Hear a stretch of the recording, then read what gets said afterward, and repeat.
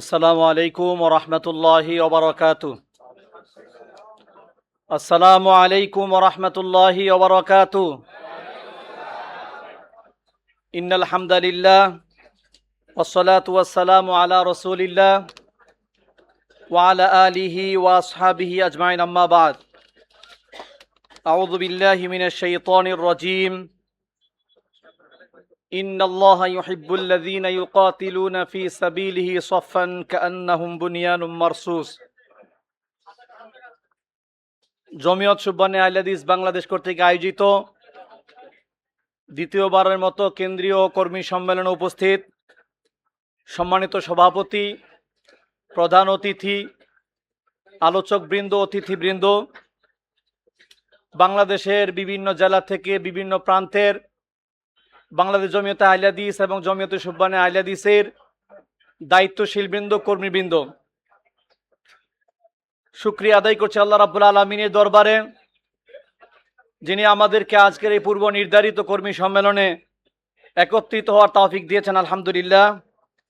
দরুদ ও সালাম বর্ষিত হোক সাইয়্যিদুল মুরসালিন রাহমাতুল আলামিন খাতামুন নবিয়্যিন নবী মুহাম্মদুর রাসূলুল্লাহ সাল্লাল্লাহু আলাইহি ওয়াসাল্লামের উপরে। আল্লাহুম্মা সাল্লি আলাইহি ওয়া বারিক আলাইহি।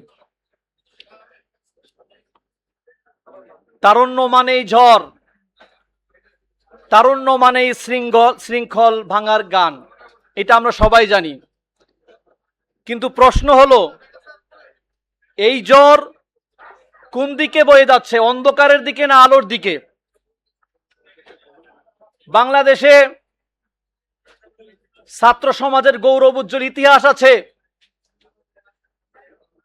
এই ছাত্র সমাজের হাত দিয়ে 1952-এর ভাষা আন্দোলন হয়েছিল, 69-এর গণ অভ্যুত্থান হয়েছিল, 71-এর মুক্তিযুদ্ধ হয়েছিল, 90-এর গণ আন্দোলন হয়েছিল, সর্বশেষ 24-এর 5ই আগস্ট আরেক বিপ্লব গণ অভ্যুত্থান হয়েছে বাংলাদেশে।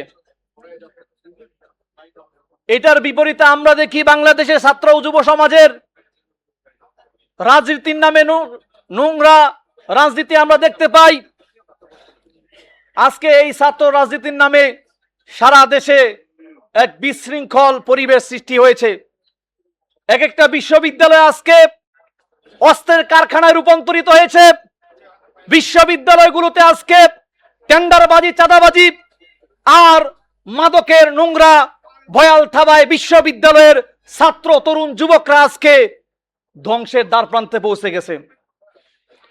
ঠিক এই মুহূর্তে সারা বাংলাদেশে এই তরুণ ও যুবকদেরকে সঠিক পথের দিকে দিশা দেওয়ার জন্য কাজ করে যাচ্ছে জমিয়ত সুবহানে আহলে হাদিস বাংলাদেশ। জমিয়ত সুবহানে আহলে হাদিস বাংলাদেশের এক কথায় সুবহান। আমি কেন সুবহান করব? এই দেশের অলিগলিতে অসংখ্য অগণিত সংগঠন রয়েছে। এই হাজারো সংগঠনের ভিড়ে আমি কেন সুবহান করব? এটা আমার আজকের আলোচ্য বিষয়। সম্মানিত শ্রোতা মণ্ডলী, আমি যদি প্রথমে বলতে চাই, 1999-এর ফেব্রুয়ারির 1 তারিখে আমি যখন মাদ্রাসা মোহাম্মদিয়া আরাবিয়া যাত্রাবাড়িতে ভর্তি হই, আমি দেখেছি বাংলাদেশের শিক্ষাক্ষেত্রে উজ্জ্বল নক্ষত্র, যিনি বাংলাদেশের একজন মনীষী আল্লামা ডক্টর আব্দুল বারী রহিমাহুল্লাহকে আমি দেখেছি। তিনি কেমন মানুষ ছিলেন, তার আচরণ কেমন ছিল, তার চরিত্র কেমন ছিল, তিনি কেমন মানুষ ছিলেন, এটা আমরা মোটামুটি সকলেই জানি। একটা কথা শুধুমাত্র আমি বলতে চাই, তার যে আচরণ, তার যে কথাবার্তা, তার যে চালচলন, এগুলো আমাদেরকে মোহিত করেছিল। সেই সময়ের সুবহানের সভাপতি দায়িত্বপ্রাপ্ত হয়েছিলেন আজকের জমিয়তের সম্মানিত সেক্রেটারি আসাদ ভাই।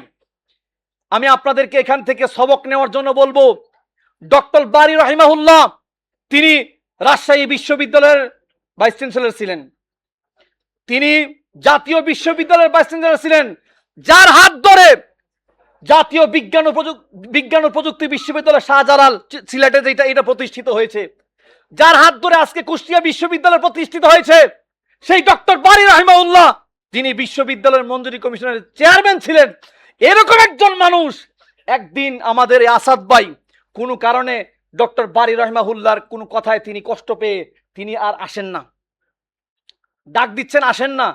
তখন আমাদের সাবেক সুবহান দায়িত্বশীল সুহেল ভাই তিনি গিয়েছেন আসাদ ভাইকে নিয়ে আসার জন্য। তিনি বলছেন আমি যাব না, তিনি আসতে চান না।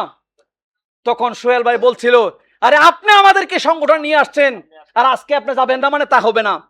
জোর জবরদস্তি করে এই আসাদ ভাইকে ডক্টর আব্দুল বারী রহমাহুল্লাহ স্যারের কাছে নিয়ে আসা হয়। তখন তিনি কি বলেছিলেন জানেন? তিনি বলেছিলেন, আরে আমরা তো বৃদ্ধ হয়ে গেছি, আমরা তো বুড়া হয়ে গেছি, আমাদের তো দুই একটা ভুলভ্রান্তি হতেই পারে। আমরা তার চরিত্র দেখেছি, তার আচরণ দেখেছি, তার কথাবার্তা দেখেছি, তার যে নম্রতা, ভদ্রতা, সভ্যতা দেখেছি, এগুলো আমাদেরকে, বিশেষ করে আমাকে সুবহানে আসতে আকর্ষিত করেছে। একটু আগে আপনার আলোচনা শুনেছেন, আমাদের সুবহানের সাবেক সাধারণ সম্পাদক শ্রদ্ধেয় বড় ভাই ফারুক আহমদ ভাই 2016 সালে যখন নাকি এই নওয়াবপুরে আমাদের কাউন্সিলের পরে প্রথম সভা হয়, আমি তখন মাজলিসে কারারের বৈঠক কিভাবে হয়, কে কোথায় বসবে এগুলো কিছু বুঝি না। আমি যেহেতু সুবহানের তখন কোনো পদে ছিলাম না, কিন্তু মাজলিসে কারার দায়িত্বশীল হিসেবে আমি ছিলাম, এক পিছনে বসেছি। এই ফারুক আহমদ ভাই আমাকে বলছে, আব্দুল্লাহ বিন হারিস ভাই আপনি সামনে আসেন। তার মানে আপনি পদ পান বা না পান, আপনি মাজলিসে কারারের সদস্য, আপনাকে সামনে জায়গা পেলে আপনি সামনে বসবেন। এটা হলো জমিয়ত সুবহানী আহলে হাদিস বাংলাদেশ। আমি কেন সুবহান করি? জমিয়ত সুবহানী আহলে হাদিস বাংলাদেশ বা বাংলাদেশ জমিয়ত আহলে হাদিস কোনো বুইফর কোন সংগঠন না। কিছুদিন আগেও মানুষ এই জমিয়ত আহলে হাদিসের এই সুবহানের মৃত্যু দেখেছিল, দেখে নাই? সারা বাংলাদেশে সমালোচনা করেছিল, তারা মনে করেছিল জমিয়ত শেষ, সুবহান শেষ। না, জমিয়ত সুবহান শেষ হওয়ার না। আবার ঠিকই তাদের নিজেদের মধ্যে টুকটাক একটু মনোমালিন্য হয়েছিল, আল্লাহ সুবহানাহু ওয়া তাআলা এগুলো দূর করে দিয়েছেন। আবার ঠিকই মাথা উঁচু করে দাঁড়ায় নাই, শুধু আজকে কর্মী সম্মেলন তার বাস্তব এক্সাম্পল। সম্মানিত শ্রোতা মণ্ডলী, আমি কেন সুবহান করি? আমরা এই মঞ্চে দাঁড়িয়ে বক্তব্য দেই, মসজিদের মাম্বারে খুতবায় বক্তব্য দেই, ওয়াজ মাহফিলে আলোচনায় কথাবার্তা বলি, কিন্তু একটা কথা বলতে গিয়ে 10 বার চিন্তা করি, আমাদের কথায় যদি ভুল হয় জমিয়ত সভাপতি ফোন দিয়ে বলবে, জমিয়ত সেক্রেটারি ফোন দিয়ে বলবে, জমিয়ত দায়িত্বশীল ফোন দিয়ে বলবে, সুবহানি দায়িত্বশীল ফোন দিয়ে বলবে, সাবধান, এইভাবে কথা বলা যাবে না, এইভাবে কথা বলা উচিত না। রোগীর রোগ নির্ণয় করতে পারে ডাক্তার। বাংলাদেশ জমিয়তে আহলে হাদিসের একেবারে শুরু থেকে শেষ পর্যন্ত ডাক্তারে ভরপুর, আলেম ওলামার কোনো শেষ নাই। জমিয়ত সুবহানী আহলে হাদিস বাংলাদেশ আমি কেন করি? জমিয়ত সুবহানী আহলে হাদিস বাংলাদেশ এদেশের মানুষের সবচেয়ে দামি সম্পদ, ঈমান ও আকীদা রক্ষার জন্য সবচেয়ে গুরুত্ব বেশি দিয়ে থাকে।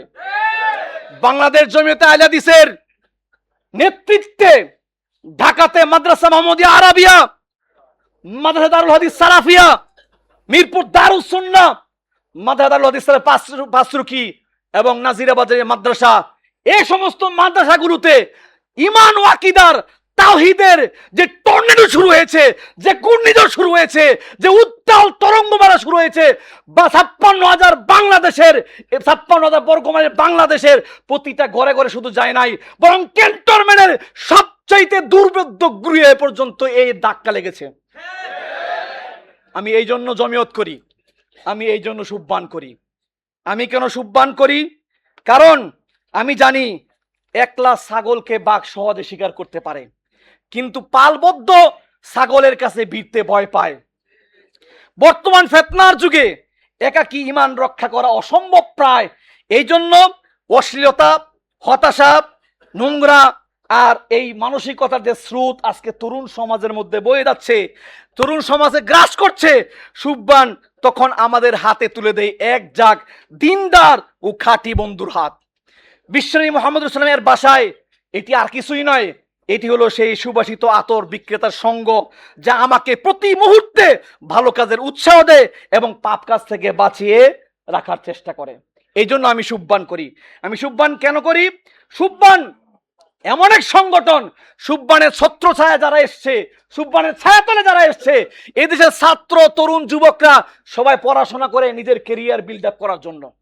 পড়াশোনা করে নিজের ভবিষ্যৎ চিন্তা করে, কিন্তু সুবহান এমন একটা প্রজন্ম তৈরি করছে যারা শুধুমাত্র নিজের কেরিয়ার করার জন্য পড়াশোনা করে না, বরং এদেশের গুণে যারা ছাত্র তরুণ সমাজকে তাদের এই গুণের অবস্থা থেকে পরিত্রাণ দেওয়ার জন্য তারা এই সুবহান করে নিজেদেরকে যেমন বাঁচানোর চেষ্টা করে, পাশাপাশি এদেশের 56,000 বর্গমাইলের তরুণ সমাজকে নিয়ে তারা চিন্তা করে। এই জন্য আমি সুবহান করি। সম্মানিত শ্রোতা মণ্ডলী, সুবহান আমাকে শিখায় সংগঠিত শক্তির সৌন্দর্য, আমাকে বোঝায় কিভাবে। কারণ দেখবেন কোনো একটা পানির গ্লাস থেকে 1 ফোঁটা পানি যদি ছিটকে পড়ে যায়, সূর্যের তাপে এই পানিটুকু বাষ্প হয়ে শুকিয়ে হারিয়ে যায়, যায় কি যায় না? কিন্তু নদীর স্রোত কখনো বাদ দিয়ে আটকানো যায় না।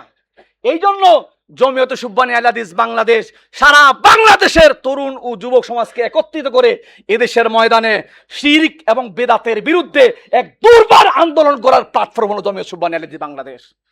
সম্মানিত শ্রোতা মণ্ডলী, শয়তানের প্রচেষ্টা কিন্তু আপনার একাকী বেচতে দেওয়া যায় না, আপনাকে এই জন্য ঐক্যবদ্ধ হয়ে কাজ করতে হবে।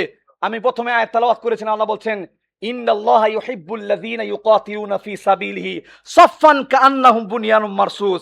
আরে আল্লাহ তো তাদেরকে ভালোবাসেন যারা তাদের শীষেডালা প্রাচীরের মতো সংঘবদ্ধ হয়ে কাজ করে। সুবহান একটা ঐক্যবদ্ধ প্ল্যাটফর্মের নাম হলো সংগঠন সুবহান। সম্মানিত শ্রোতা মণ্ডলী,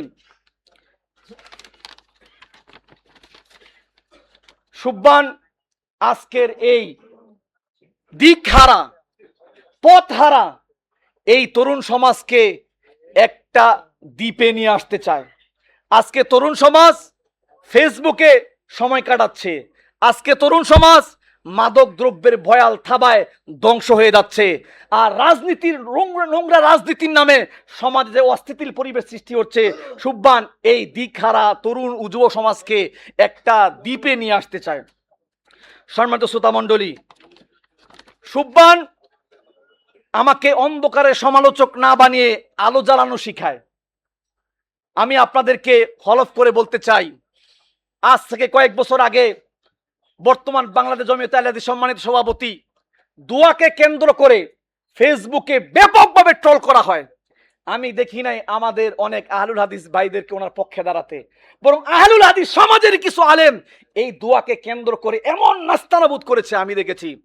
আমি যে বিষয়টা পয়েন্ট আকারে আপনাদের সামনে নিয়ে আসছি সেটা হলো যে গত মহাসম্মেলনে, আগের মহাসম্মেলনে, এটা আপনাদের ফেসবুকেও আসে নাই, কেউ ভিডিও করে আমি দেখেছি, সেই লোকটা আমাদের এই মহাসম্মেলনের স্টেজে উঠেছে।